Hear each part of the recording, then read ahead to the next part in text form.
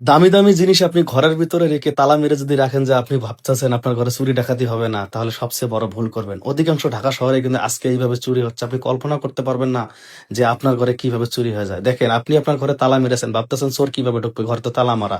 কিন্তু সবচেয়ে বড় ভুল করবেন, যেমন ভুল করেছে এই আপু। দেখেন, ওনার ঘরে উনি প্রবেশ করে দেখার পরে দেখা যায় ঘরের কোনো কিছু ঠিক নেই, সবকিছু এলোমেলো।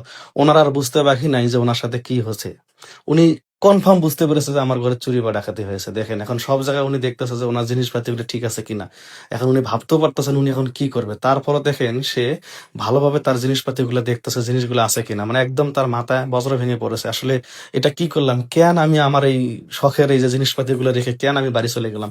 কেন আমি আমার জিনিসগুলো সাথে রাখলাম না? ভাইরে ভাই, একটা জিনিস আপনারা মনে রাখবেন, আপনারা অবশ্যই আপনাদের ঘরে যে দামি জিনিসপাতিগুলো কখনো বাসার মধ্যে রেখে আপনারা বেশি দিন বাসার বাইরে থাকবে না, তাহলে ঠকবেন এই আপুর মতো। দেখেন, এখন তার মাথা নষ্ট। এখন সে কি করতেছে, তাড়াতাড়ি ফোনটা বের করে আগে তার স্বামীকে ফোন দিচ্ছে এবং তার স্বামীর সাথে বলতেছে যে ওকে ঘরের মধ্যে কোনো কিছু নেই, সবকিছু চুরি হয়ে গেছে। এই জন্য আমি আপনাদের করজোর অনুরোধ করবো ভাই, এই ভিডিওটা আপনার আমার সবার জন্য। আপনার সবার উচিত এই ভিডিওটা বেশি বেশি শেয়ার করে দেয় এবং সবাইকে বোঝানো দরকার যে আপনারা যখন এই শহর থেকে গ্রামের বাড়ি কিংবা বন্ধু বান্ধব যেখানের বাড়িতে যান না কেন, অবশ্যই আপনাদের ঘরে তালা মারছেন ঠিক, কিন্তু আপনাদের মূল্যবান জিনিসগুলো আপনারা রাখবেন না। কারণ একটা কথা মনে রাখবেন, আপনার মূল্যবান জিনিসগুলো ঘরের মধ্যে রেখেছেন, আপনি ভাবতেছেন তালা মারছেন কোনো সমস্যা হবে না, কিন্তু সবচেয়ে বোকামি করবেন আপনি। কারণ আপনার এই জিনিসপাতি দেখবেন কোনো কিছু থাকবে না, কারণ এখন বর্তমান যুগে চোর ডাকাতের কিন্তু কোনো কিছুর অভাব নাই।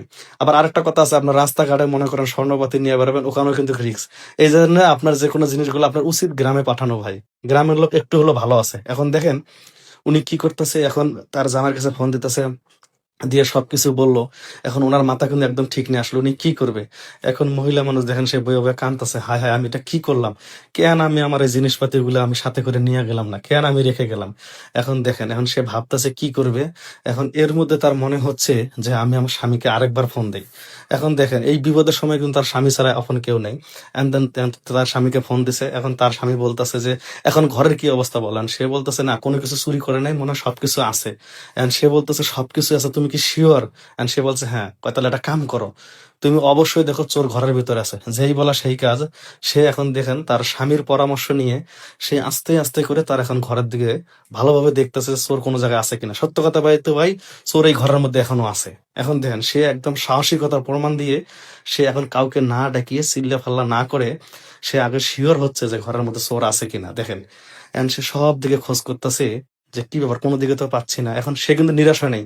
সে আস্তে আস্তে এক পা দুই পা করে ঠান্ডা মাথায় এখন পুরো ঘরটা সে নিজে নিজে চেকিং দিতেছে যে আসলে আছে কিনা। তার মনে হচ্ছে ওয়াশরুমে আছে। দেখেন, সে ওয়াশরুমের লাইট জ্বালিয়ে ওয়াশরুম ভালোভাবে দেখলো যে এই জায়গাও নেই। কিন্তু সে নিরাশ হয়নি। সে জানে যে আমার স্বামী যেহেতু বলছে জিনিসপাতি নিতে পারে নাই, তার মানে চোর ঘরে আছে। এন্ড দেন সে আবার ভালোভাবে সব দিকে দেখতেছে। এই যে যখনই ব্যালকনির দরজা খুলছে, সে তখনই দেখতে পাচ্ছে চোর যাইতে পারে না, চোর এই জায়গায় পালায় রয়েছে। মানে হয়তো চোরের ধান্দা ছিল যে উনি যখন ঘুমিয়ে পড়বে বা এইটা আমি নিয়ে যাবো, বা এমন হইতে পারে ও চোরও ভাবতে পারেনি যে এইটা আমি সে ঘরের মধ্যে প্রবেশ করবে। এখন তেন সে করছে কি, বুদ্ধিমত্তার মানে পরিচয় দিয়ে সে ওই ব্যালকনির দরজা আটকে দিয়েছে। এমনকি দেখেন সে এখানে এসে তার এখন মাথা ঠিক নেই, সে এখন ভাবতেছে না এই দরজাটা আমি লাগিয়ে দেই। সে দেখেন এখন কি করছে, এই দরজাটা লাগিয়ে দিয়ে সে এখন পুলিশকে ফোন দিচ্ছে, অর্থাৎ ত্রিপল লাইনে ফোন দিচ্ছে।